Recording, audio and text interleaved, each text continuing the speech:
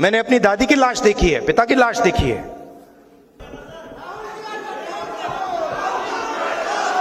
मैं बताऊं आपको क्या हुआ? बताऊं? मैंने ईडी के अफसर से बोला, ईडी के अफसर मुझे इंटेरोगेट कर रहे थे और मैंने उनसे बोला कि देखिए, आप सोच रहे हो कि आपने मुझे यहां बुलाया है, मगर आप गलतफहमी में हो। आपने मुझे यहां नहीं बुलाया, मैं यहां आया हूं।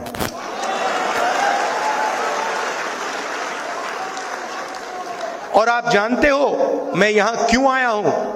कहते हैं नहीं, मैं यहां इसलिए आया हूं क्योंकि मैं देखना चाहता हूं हिंदुस्तान के लोकतंत्र की हत्या कौन लोग कर रहे हैं।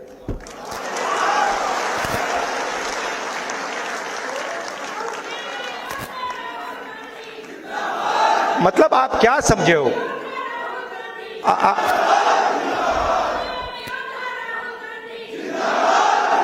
मैं वहां पे इंटेरोगेशन हो रहा था, वहां पे एक सेल पड़ा हुआ था, वो लॉकअप होता है, वो इंटेरोगेट कर रहा है मुझे। मैं सोच रहा हूं यार, मेरे परदादा 12 साल ऐसे सेल में बैठे थे, कम से कम 10 साल तो मुझे भी जाना चाहिए। आप मुझे कोई भी सेल दे दो, कोई फर्क नहीं पड़ता। तो मेरा कहना है कि हिंदुस्तान की जनता के सामने हिंदुस्तान की रियलिटी डालनी है। और मैं बिलीव करता हूं, चाहे वो किसी भी जात का व्यक्ति हो, अगर हमने रियलिटी सामने रख दी ऐसे, हिंदुस्तान की राजनीति बिल्कुल बदल जाएगी।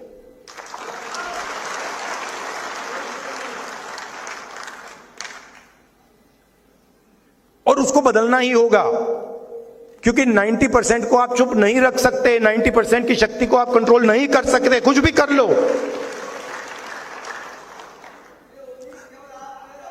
नहीं, ये बहुत सारे लोगों में, आप में भी है। और राजनीति में ना, मेरा एक्सपीरियंस बताता हूं आपको। एक होता है जो सुबह उठता है, कहता है भैया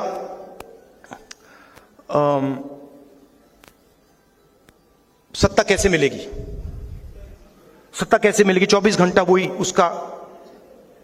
उसकी थिंकिंग होती है। अब मेरी दूसरी प्रॉब्लम है, नहीं, मैं उसके बीच में पैदा हुआ।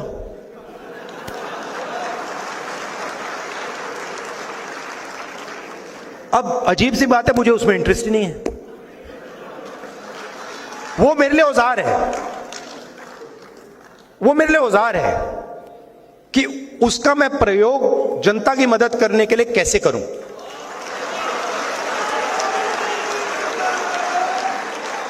वो मेरे लिए मतलब ड्रग नहीं है, नशा नहीं है। मैंने अपनी दादी की लाश देखी है, पिता की लाश देखी है। तो एक पॉलिटिकल व्यक्ति के अंदर एक पॉलिटिकल क्रिस्टलाइजेशन होता है।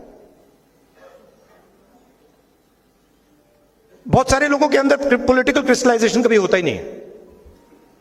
पूरी जिंदगी निकल जाती है, सुबह उठते हैं, किसी को काटते हैं, किसी को डराते हैं, किसी से लड़ते हैं, कोई सूट पहन लेता है, कोई मतलब अलग अलग वीडियो बनाते हैं, तो उनको तो छोड़ दो।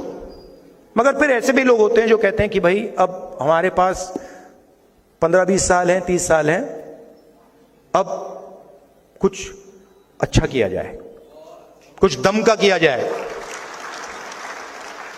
तो पॉलिटिकल क्रिस्टलाइजेशन हो जाता है।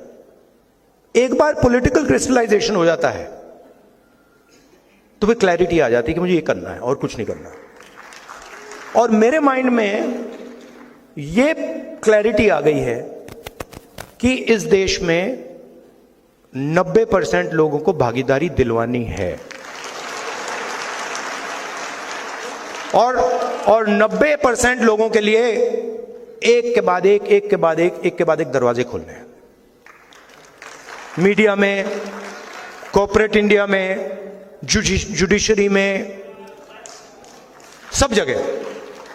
ऐसा इंडिया, ऐसा हिंदुस्तान हम चाहते हैं, सब चाहते हैं। तो ये, और ये करने में बड़ा मजा आ रहा है मुझे। 4000 किलोमीटर चल गया, पता भी नहीं लगा मुझे ये हुआ क्या। हाँ, अब बड़ी इंटरेस्टिंग बात है, मैं आपको बताऊं, बड़ी इंटरेस्टिंग बात है। पॉलिटिकल क्रिस्टलाइजेशन से क्या होता है, या पॉलिटिकल जब क्लैरिटी आ जाती है होता क्या है। मैं 2004 से राजनीति में हूं, ठीक है।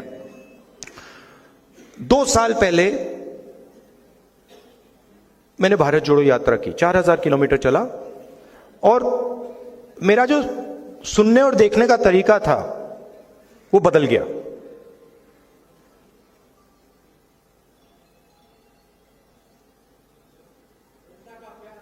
नहीं, क्या करने लगा मैं, जैसे आप मेरे पास आए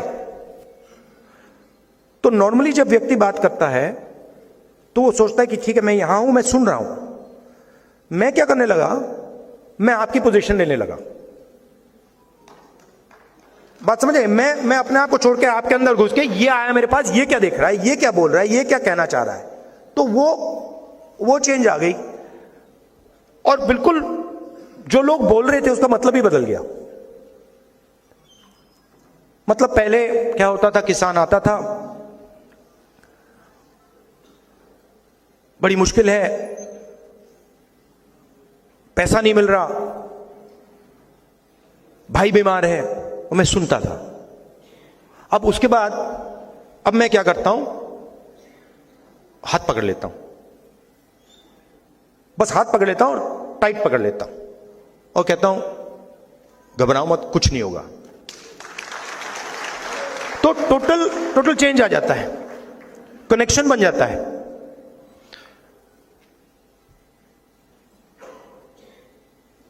तो भारत जोड़ो यात्रा से पहले 20 साल में राजनीति में था,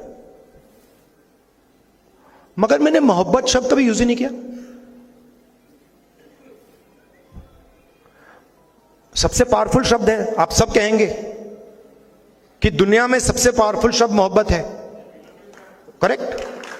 तो ये जो अभी इन्होंने बोला ना, वी लव यू सर, ये भारत जोड़ो यात्रा से पहले किसी ने मुझे नहीं बोला था, और मैंने भी किसी को नहीं बोला था। मतलब मां को बोला था, बहन को बोला था, मगर किसी आम जनता को या किसी से जब मैं मिले, मैंने नहीं बोला, मगर मैंने बोलना शुरू कर दिया। और अजीब सी बात हुई, अब मैं आपको बता रहा हूं, दिल्ली में मैं वापस आता हूं एयरपोर्ट से, गाड़ी शीशा खोल के कहते हैं आई लव यू। तो ये मैं आपको क्यों कह रहा हूं, क्योंकि हिंदुस्तान में जो भी सक्सेसफुली सामाजिक न्याय की लड़ाई लड़ा है